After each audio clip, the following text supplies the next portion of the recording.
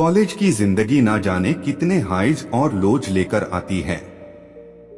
Exams, marks और भविष्य का दबाव, और फिर वह सब ऊपर से डिप्रेशन का भी साथ। इस कहानी में एक कॉलेज स्टूडेंट की जिंदगी की स्ट्रगल्स और उनकी जर्नी को देखते हैं।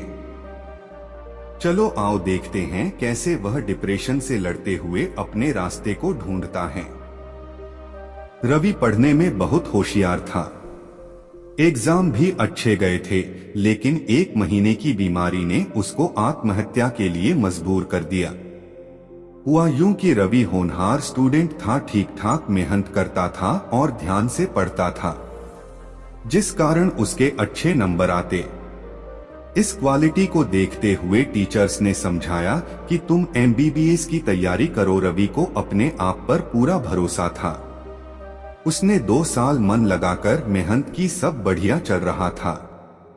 अचानक साल के अंत में रवि को टाइफाइड हो गया और 1.5 महीने तक वह बीमार पड़ा रहा।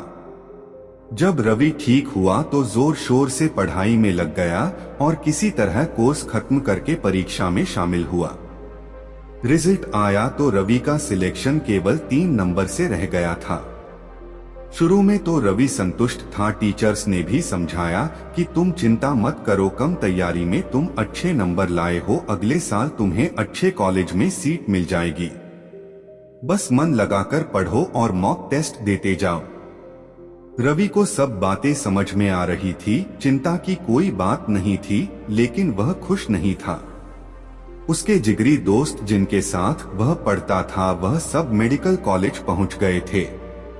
दोस्त के व्हाट्सएप स्टेटस पर सफेद कोट वाले फोटो देखकर उसे चिढ़ भी होने लगी थी। जाने अनजाने में रवि खुद को दोस्तों से कंपेयर करने लगा, फिर शिकायत करने लगा कि मेरी किस्मत ने साथ नहीं दिया। अब जब कोई छोटी मोटी दिक्कत आती तो रवि उसे सुलझाने की बजाय किस्मत को कोसने लगा कि अरे मेरी किस्मत ही खराब है। रवि मेहनत तो इस साल भी कर रहा था, घंटों टेबल कुर्सी पर बैठा रहता, लेकिन अब उसका मन पढ़ाई में नहीं लगता। इस बार उसने पूरा कोर्स रिवाइज करके एग्जाम दिया, लेकिन जब 3 महीने बाद रिजल्ट आया तो उसके नंबर पिछले साल से भी कम आए थे। असफलता के कारण रवि पूरी तरह फ्रस्ट्रेट हो गया। वह कभी अपनी किस्मत को तो कभी ईश्वर को कोसता रहता। वह बार बार खुद से दोहराता, इतनी मेहनत के बाद भी सिलेक्शन नहीं हुआ, मेरे साथ धोखा हुआ है।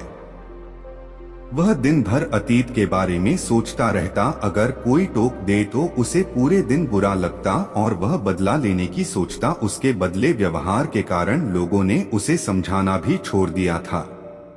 एक दिन रवि पूरी तरह हताश होकर एक पहाड़ की तरफ चल दिया कि ऐसे जीने का क्या मतलब जब मन को चैन नहीं मिल रहा। रवि काफी देर तक चोटी के किनारे खड़ा रहा। उसे समझ नहीं आ रहा था कि मैं क्या करूं, कैसे छलांग लगाऊं। तभी पीछे से आवाज आई। पीछे से वह आवाज नहीं आ गया थी। रवि के पैर अपने आप पीछे हट गए। उसने पीछे मुड़कर देखा तो एक अधेड़ उम्र का योगी या साधु जैसा दिखने वाला आदमी खड़ा है। योगी तो एक नजर में ही सब कुछ समझ गया था। उसने पूछा, क्या हुआ तुम्हारे साथ जो तुम कूदने जा रहे थे? रवि ने सारी बात बता दी।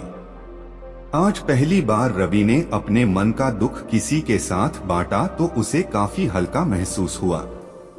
योगी ने रवि से कहा, यह बहुत छोटी समस्या है जिसे तुमने बड़ा बना लिया है। अगर तुम चाहो तो मैं इस परेशानी का आसान हल दे सकता हूँ। रवि ने कहा, मुझे जल्दी बताइए मुझे क्या करना होगा। मैं हर हाल में बुरी बातों और असफलता को भूलना चाहता हूँ। योगी ने कहा, मेरी कुटिया पास में ही है, वहीं बैठकर बात करें। कुटिया के आते ही योगी ने रवि को पेड़ के पास बैठाया और अपनी कुटिया के अंदर चले गए। थोड़ी देर बाद योगी बाहर आए। उनके हाथ में एक जलता हुआ दीपक था। उन्होंने रवि से बोला, हाथ आगे बढ़ाओ और इस दीपक को पकड़ो। योगी ने रवि से पूछा, इस दीपक का वजन कितना होगा? रवि ने कहा, कुछ खास वजन नहीं है इस दीपक में। योगी ने कहा, कुछ देर इस दीपक को यूं ही पकड़े रहो, बस अपने नजदीक मत लाना। कुछ देर में ही रवि के हाथ दुखने लगे। योगी ने फिर पूछा, अगर तुम इसी तरह दीपक को 1 घंटा पकड़े रहो तब क्या होगा? रवि बोला, ऐसा करने से हाथों में दर्द होने लगेगा। योगी ने कहा, और अगर दीपक को पूरा दिन पकड़े रहो तब क्या होगा? रवि ने कहा कि हाथ सुन्न पड़ जाएगा, मांसपेशियों में खिंचाव बढ़ जाएगा। योगी ने कहा, क्या इस दीपक के वजन में कोई अंतर आया है?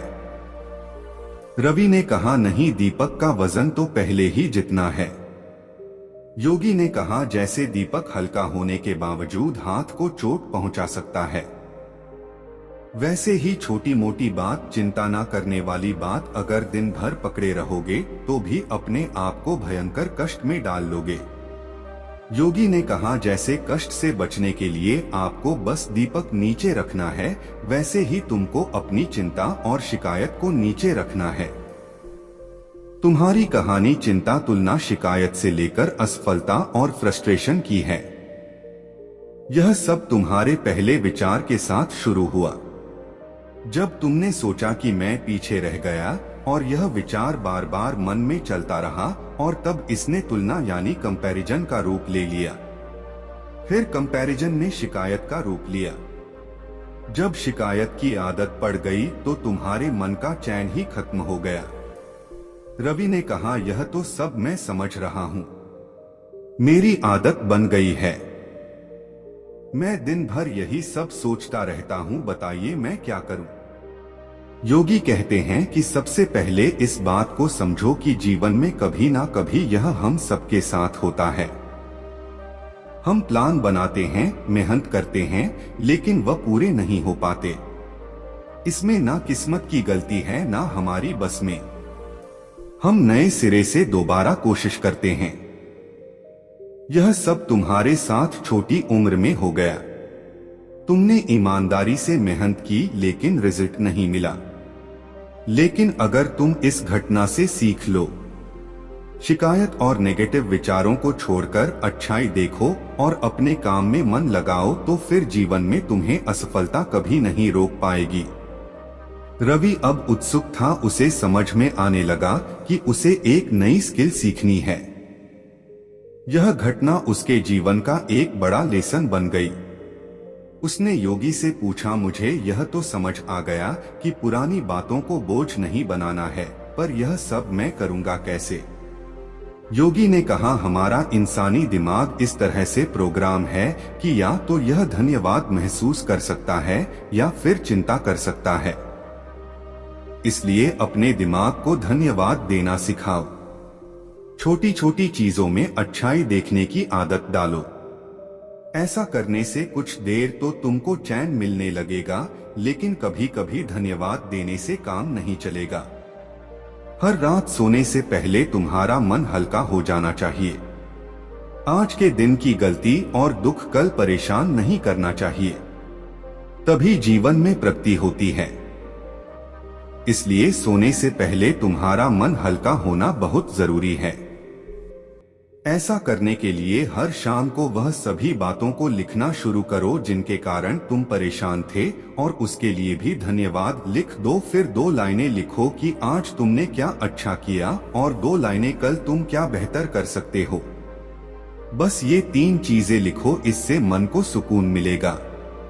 कल कुछ बेहतर करने की इच्छा होगी। ऐसा करो और चैन से सोने चले जाओ। इस नाइट रूटीन को अपने जीवन में प्राथमिकता दो।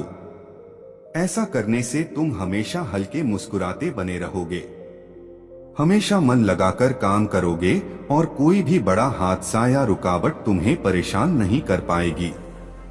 रवि आज बहुत खुश था। उसे लगा कि मैं 2 साल फेल नहीं हुआ, बल्कि मुझे जीवन का अमूल्य लेसन मिला है। उसे लगने लगा, अब जो भी होगा, जो भी मुश्किल आएगी, मुझे आगे बढ़ाएगी और एक बेहतर इंसान बनाएगी। उसने अपने मन में नोट किया कि मुझे हर रात बस 3 बातें लिखनी है। आज के दिन की परेशानी के लिए धन्यवाद देना है, आज क्या अच्छा किया, और कल 1 के दिन की परेशानी के लिए धन्यवाद देना है। आज क्या अच्छा किया और कल एक चीज क्या अच्छी कर सकता हूँ, और इन 3 बातों को अपने जीवन में अमल करना है। दोस्तों, अगर आपको यह वीडियो पसंद आया तो लाइक जरूर करें और कमेंट भी। हमसे जुड़ने के लिए सब्सक्राइब करिए। तब तक के लिए आपका दिल से आभार चाहता हूँ। धन्यवाद।